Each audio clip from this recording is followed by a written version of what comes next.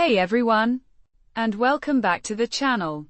Today, Emma and I are tackling a super useful resource for English learners.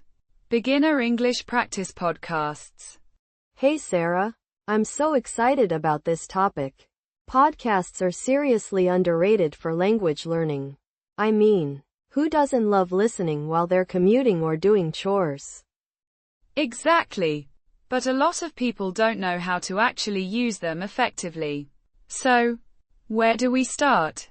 What makes a good beginner English practice podcast?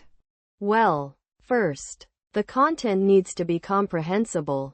It's no good listening to something that's completely over your head.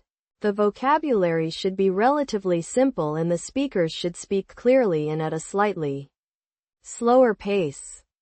That makes sense. So, not like a super academic lecture. What about the topic itself? Does that matter? Definitely. Choose something you're genuinely interested in. If you love cooking, find a podcast about cooking in simple English. You're more likely to stay engaged and actually learn something. Okay, that's a pro tip right there. Interest is key. Let's say I found a podcast I like. How do I actually learn from it?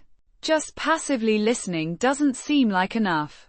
Passive listening has its place. But active listening is where the magic happens. Here's the trick. Listen to a short segment, maybe 2 to 3 minutes, and then pause. Try to summarize what you just heard in your own words. Oh, like a little recap?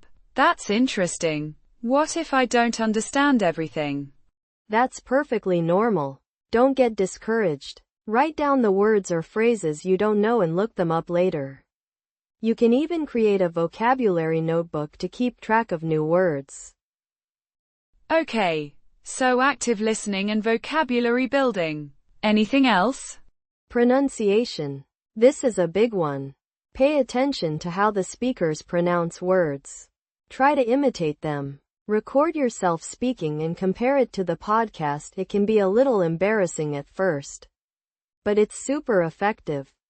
No way. Recording myself sounds terrifying. But I see your point. It's like practicing a musical instrument. Can you share some practical examples of how to use podcasts in everyday life? Sure. Let's say you're learning about travel. Find a podcast where people are talking about their travel experiences. Listen to how they describe places, how they ask for directions, how they order food. Then, when you're actually traveling, you can use those phrases yourself. That's brilliant. It's like a virtual immersion experience. Interesting point. What about common mistakes people make when using these podcasts? One big mistake is trying to understand every single word. It's okay to miss some things. Focus on the overall meaning. Another mistake is not being consistent. Try to listen to a podcast for at least 15 to 20 minutes every day. Consistency is key. Just like with any skill. You know what? A lot of people might be worried about their accent. Do podcasts help with that? Absolutely. Listening to native speakers will naturally improve your pronunciation and intonation. You'll start to pick up on the subtle nuances of the language. Plus, you'll become more familiar with different accents.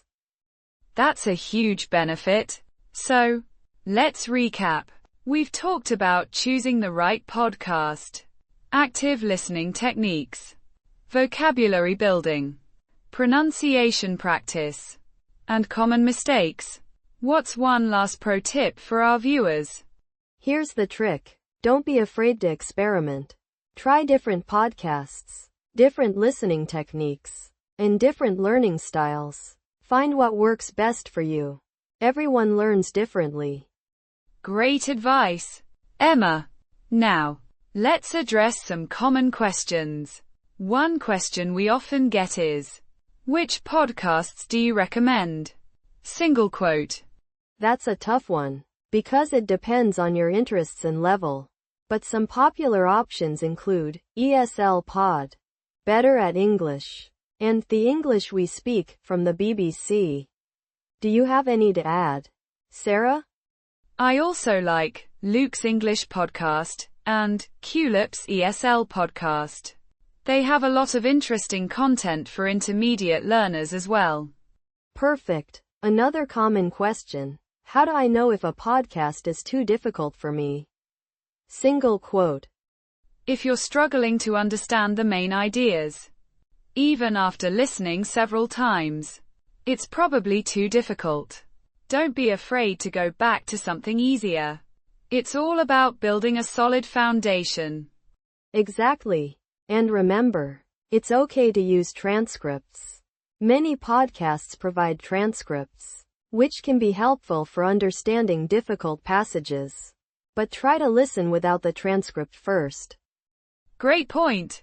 So, to summarize, beginner English practice podcasts are a fantastic resource for improving your listening, speaking, vocabulary, and pronunciation. Just remember to choose the right podcast. Listen actively, and be consistent. And don't be afraid to experiment and find what works best for you. Thanks so much for joining us today. We hope you found this helpful. Yes, thank you. Don't forget to like this video and subscribe to our channel for more English learning tips and tricks. And let us know in the comments which beginner English practice podcasts you love. Also, tell us what topics you'd like us to cover in future videos. We're always looking for new ideas. In our next video, we'll be talking about using English subtitles effectively to learn English while watching movies and TV shows. See you then.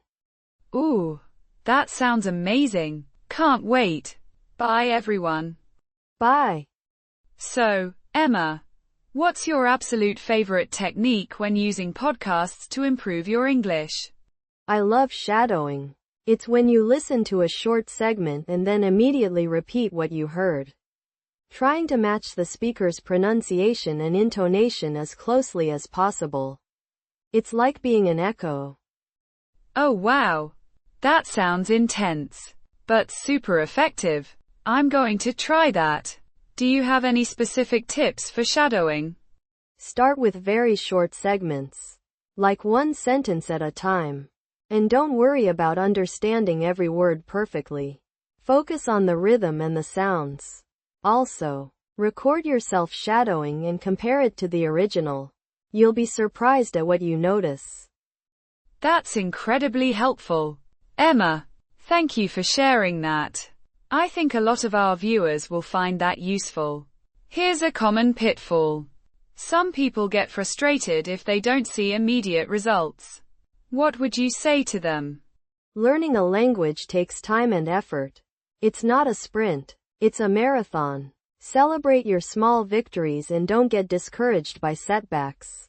Just keep practicing and you'll eventually reach your goals. That's such a great perspective.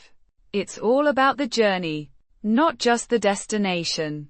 Also, some people might be overwhelmed by the sheer number of podcasts available. How do you narrow down your choices? Read reviews. Look for podcasts that are specifically designed for English learners. And don't be afraid to try out a few different podcasts before settling on one. You might even find that you enjoy listening to several different podcasts, depending on your mood and your learning goals. That makes perfect sense. It's like finding the right pair of shoes. You need to try a few on before you find the perfect fit. What about the length of the podcast? Does that matter? It depends on your attention span and how much time you have available. Short podcasts, 10 to 15 minutes, are great for busy people who want to learn English on the go. Longer podcasts, 30 to 60 minutes, are better for more in-depth learning. So, there's no one-size-fits-all answer. It's all about finding what works best for your individual learning style and schedule. What about background noise? Should you listen to podcasts in a quiet environment? Ideally, yes. But if you're listening while commuting or exercising, That's not always possible. In those situations, try to find a podcast with clear audio quality. And don't be afraid to rewind and listen again if you miss something. Good point. So, even with background noise, you can still make progress. Also, some podcasts have interactive exercises or quizzes. Are those helpful? Definitely. Interactive exercises can help you reinforce what you've learned and test your understanding. They can also make the learning process more engaging and fun. Awesome. So, look for podcasts that offer those extra features. One more question. What if I get bored of listening to podcasts? Mix it up. Don't just listen to podcasts all the time. Watch movies and TV shows in English. Read English books and articles. And practice speaking with native speakers. The more diverse your learning experiences, the better. Variety is the spice of life, even when it comes to language learning. Okay, I think we've covered everything. Thank you so much, Emma, for sharing your expertise. My pleasure, Sarah. I hope our viewers found this helpful and are inspired to start using beginner English practice podcasts to improve their English skills. Happy learning. One last thing. Make sure to check out the links in the description below for some recommended beginner English practice podcasts and other helpful resources. Until next time, happy learning! And don't forget to subscribe and hit the notification bell so you don't miss our next video. See you soon.